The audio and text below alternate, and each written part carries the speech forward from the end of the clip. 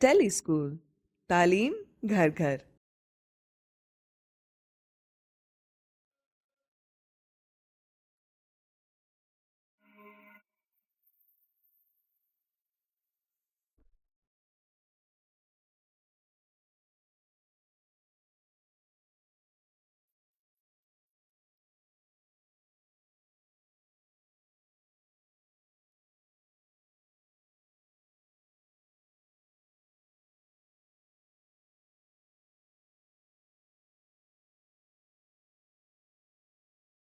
سال میں یعنی مالیکیول سے آپ کو کیمسٹری یاد آتی ہے، ایسا ہی ہے نا؟ ان کا حیاتیات یعنی بایولوجی میں بھی بہت اہم کردار ہے۔ اس ویڈیو میں ہم نشاستہ یعنی کاربوہائیڈریٹس، لاہمیات یعنی پروٹینز اور چکنائی یعنی لپڈس کے بارے میں جانیں گے۔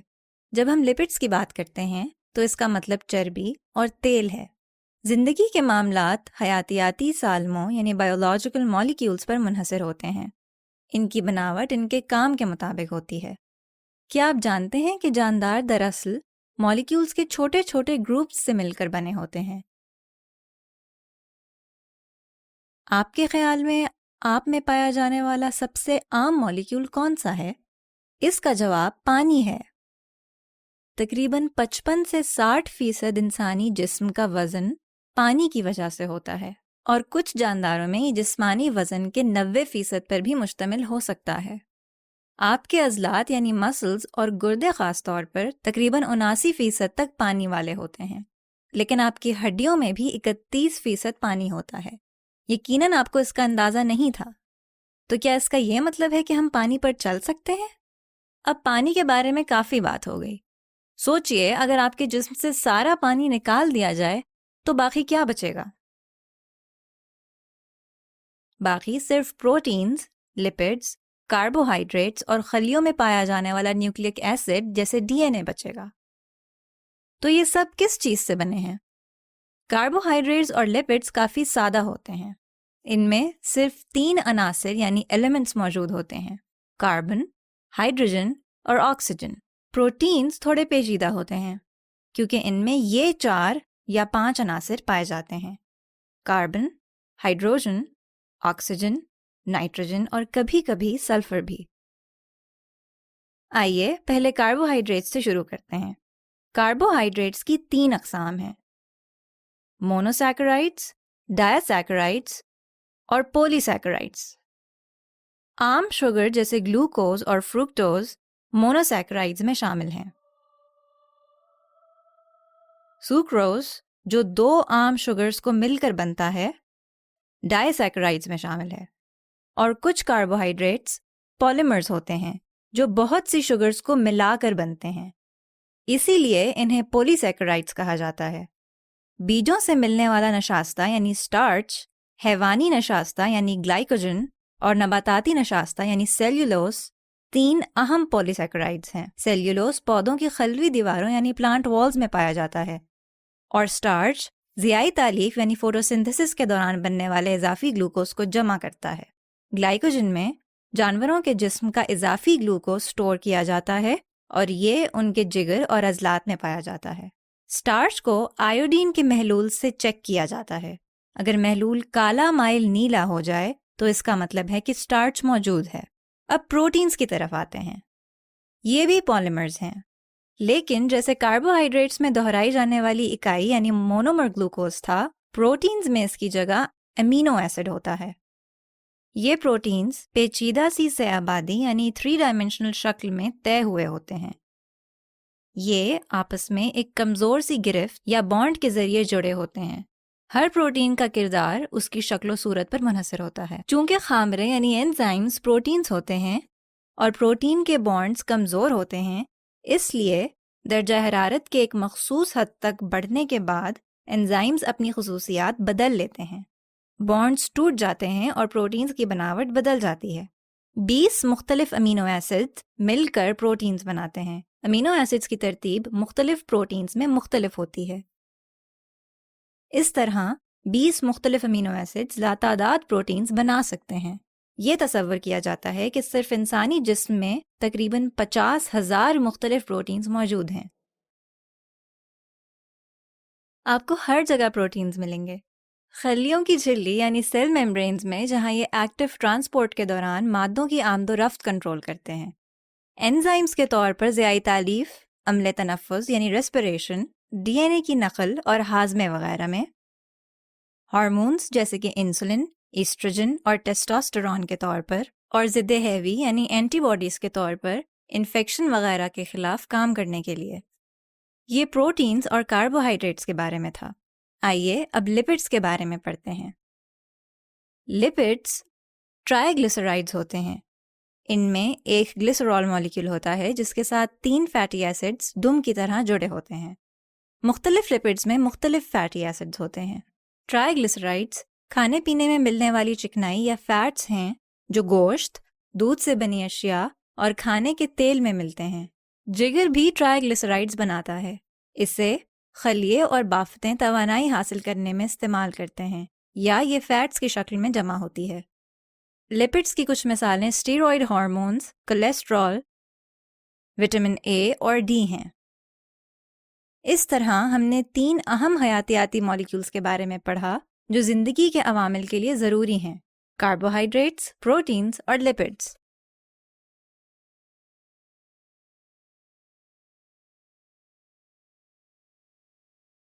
ملتے ہیں ایک چھوٹے سے بریک کے بعد.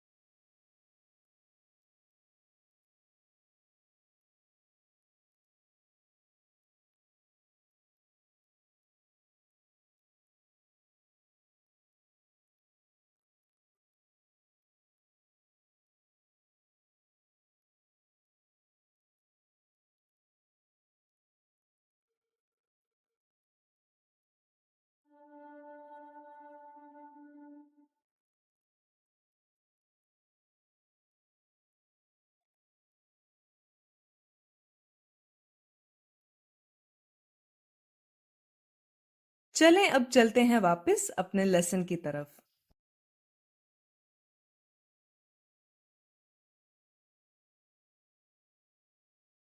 میرے ماموں کو وزن کا مسئلہ ہے تو انہوں نے کھانا کھانے کی مقدار کم کر دی ہے.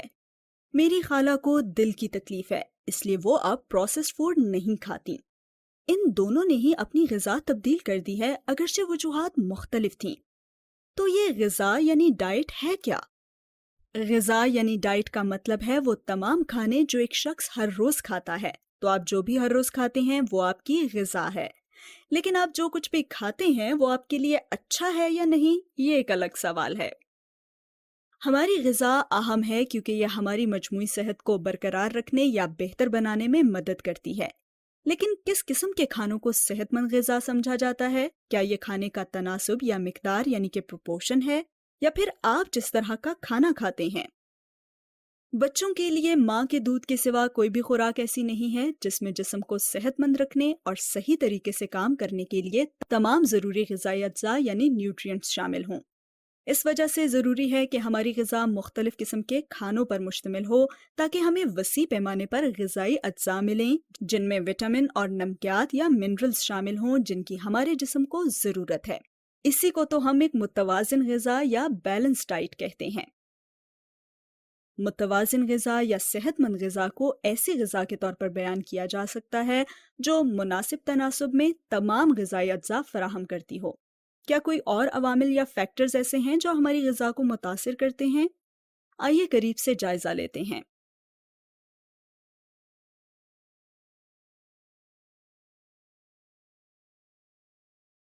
عمر بڑھنے سے جسم میں بہت سی تبدیلیاں ہونے لگتی ہیں جس میں پٹھوں میں کمزوری، جلد پتلی ہونا اور معدے میں تیزاب کی کمی شامل ہیں. زیادہ عمر کے بالغ افراد کو اپنا وزن برقرار رکھنے کے لیے کم حراروں یا کیلوریز کی ضرورت ہوتی ہے. اسی وجہ سے ان کی غذا کی ضروریات نو عمر یعنی ٹین ایجر سے مختلف ہوں گی. نوعمر افراد توانائی کے لیے زیادہ کھانا کھاتے ہیں کیونکہ جسم کے نشوونما کے یا بڑھنے کے مراحل کے دوران خلیوں یعنی سیلز میں شرائط تحول یعنی میٹابولک ریٹ زیادہ ہوتا ہے۔ دوسری طرف بچوں کو زیادہ کیلشیم اور آئرن کی ضرورت ہوتی ہے کیونکہ ان کی ہڈیاں ابھی مضبوط ہو رہی ہوتی ہیں۔ اس کے برعکس بالغوں کو اپنی غذا میں اتنی زیادہ کیلشیم اور آئرن کی ضرورت نہیں ہوتی۔ اگرچہ زیادہ عمر کے بالغ افراد کو کم کیلوریز کی ضرورت ہوتی ہے، لیکن اس کے باوجود ان کو کچھ غذائی اجزاء کی کافی زیادہ مقدار میں ضرورت ہوتی ہے۔ مثال کے طور پر آپ کی عمر بڑھنے کے ساتھ ہی جن غذائی اجزاء کی ضرورت بڑھ جاتی ہے ان میں پروٹین، وٹامن ڈی، کیلشیم اور وٹامن B12 شامل ہیں۔ اس لیے بڑے لوگوں کے لیے یہ بہت ضروری ہے کہ وہ متعدد کھانے جیسے پھل، سبزیاں، مچھلی اور کم چربی والا گوشت یعنی لین میٹس کھائیں۔ اس سے بغیر وزن کم بڑھائے غذائیت کی کمی کو پورا کرنے میں مدد ملتی ہے۔ تو میری خالہ کو پروسیسڈ فوڈ کھانا بند کرنا پڑا کیونکہ زیادہ تر پروسیسڈ فوڈ میں بہت زیادہ چکنائی یا چربی یعنی کولیسٹرول ہوتا ہے، جو واقعی دل کے لیے بہت برا ہے کیونکہ یہ شریانوں میں رکاوٹ کا باعث بنتا ہے۔ جنس چربی کی نسبت عضلات یعنی مسلز میں زیادہ کیلوریز استعمال ہوتی ہیں، اس لیے زیادہ عضلات والے افراد کو زیادہ کیلوریز کی ضرورت ہوتی ہے۔ چونکہ خواتین عموماً جسامت میں چھوٹی ہوتی ہیں اور مردوں کے مقابلے میں کم عضلات رکھتی ہیں، اس لیے ان کی کیلوریز کی ضرورت عام طور پر کم ہوتی ہے۔ اوسط درجے کی جسمانی لحاظ سے درمیانی ایکٹیو 30 سالہ خاتون کو روزانہ تقریباً 2000 کیلوریز کی ضرورت ہوتی ہے، جبکہ اس کے ہم منصب مرد کو روزانہ تقریباً 2800 کیلوریز کی ضرورت ہوتی ہے۔ اگرچہ دونوں برابر قد اور وزن رکھتے ہوں تو ڈائٹری ریفرنس انٹیکس یعنی DRIs کے مطابق مرد ایک عورت کے مقابلے میں ایک دن میں تقریباً 400 کیلوریز زیادہ استعمال کرتا ہے۔ بہت سے معاملات میں خواتین کو مردوں کے مقابلے میں وٹامن اور معدنیات کی زیادہ ضرورت ہوتی ہے۔ خواتین کے لیے کیلشیم، آئرن اور فولک ایسڈ کی صحیح مقدار کی خاص ضرورت ہوتی ہے۔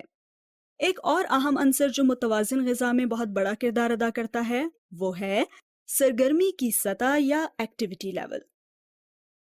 متوازن غذا یا بیلنس ڈائٹ کا مقصد ہمیں توازن برقرار رکھنے کے لیے کھانے اور مشروبات سے صحیح مقدار میں توانائی یعنی انرجی، کلو جولز یا کیلوریز میں مہیا کرنا ہے۔ توانائی کا توازن یا انرجی بیلنس اس وقت حاصل ہوتا ہے جب غذا سے لی گئی کیلوریز جسم کے ذریعے استعمال ہونے والی کیلوریز کے برابر ہوتی ہیں۔ کھانے سے حاصل ہونے والی کیلوریز کا استعمال روزمرہ کے کاموں کو انجام دینے کے لیے کیا جاتا ہے، جیسے چلنا یا بات کرنا، یہاں تک کہ جسم کے افعال جن کے بارے میں ہم سوچتے بھی نہیں ہیں جیسے سانس لینا، جسم میں خون کی گردش اور سوچنا، یہ سب کام کیلوریز استعمال کرتے ہیں۔ جب ہم کچھ عرصے کے لیے ضرورت سے زیادہ کیلوریز لیتے ہیں تو اس وقت ہمارا وزن بڑھنے لگ جاتا ہے، اور اس کی وجہ یہ ہے کہ اضافی کیلوریز جو ہم استعمال نہیں کرتے وہ چربی کے طور پر جسم میں ذخیرہ یا جمع ہو جاتی ہے۔ اس لیے کسی فرد کے ایکٹیویٹی لیول سے ان کی غذا کی ضروریات میں بہت فرق پڑتا ہے۔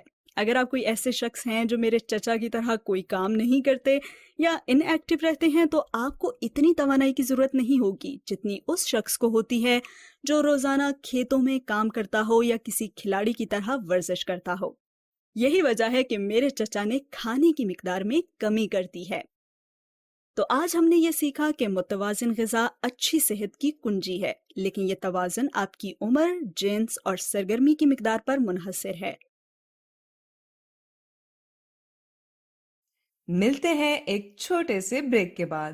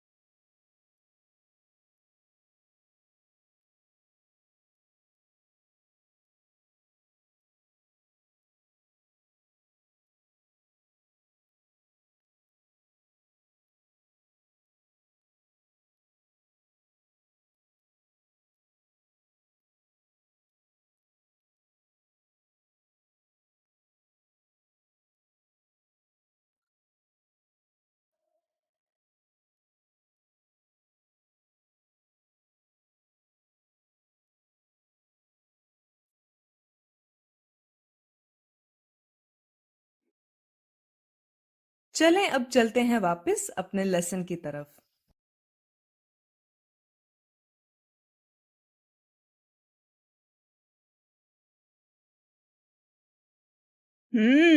इस मजेदार अंडे वाले बर्गर को तो देखिए। क्या ये आपकी भूख नहीं बढ़ा रहा? इसमें ऐसी बहुत सी चीजें हैं जो हमारे जिस्म के लिए जरूरी हैं।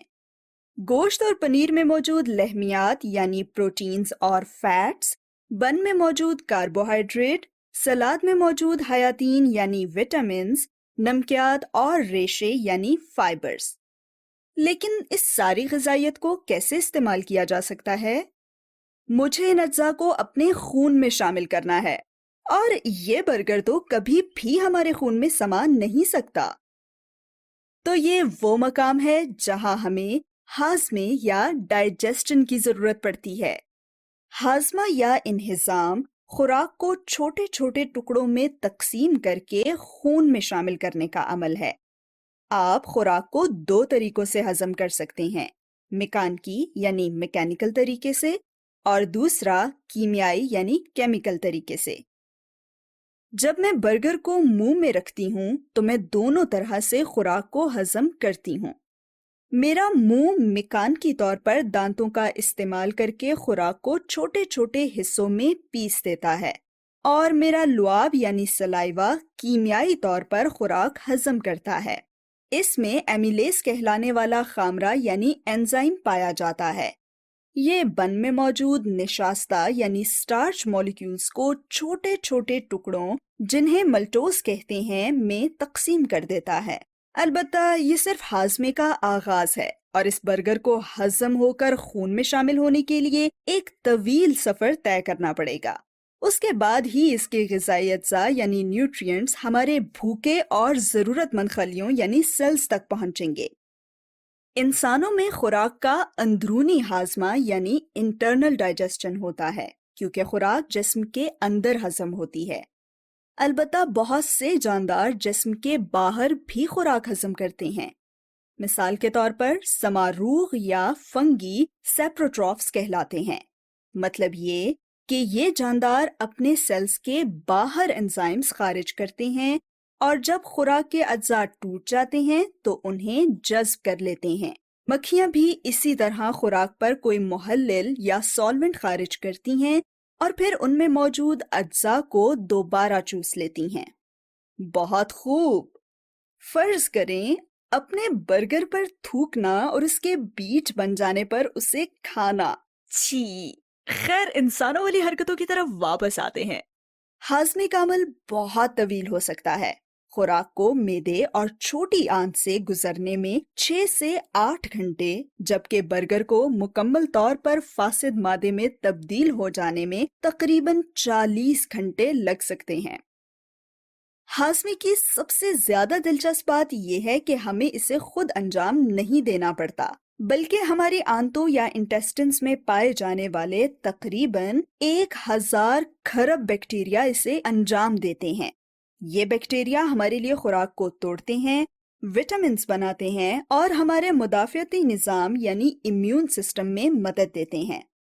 तो यूं चबाने के जरिए, एंजाइम्स और कुछ अच्छे बैक्टीरिया की मदद से आप इस मजेदार बर्गर को अपने खून में हल हो जाने वाले मॉलिक्यूल्स में तब्दील कर सकते हैं।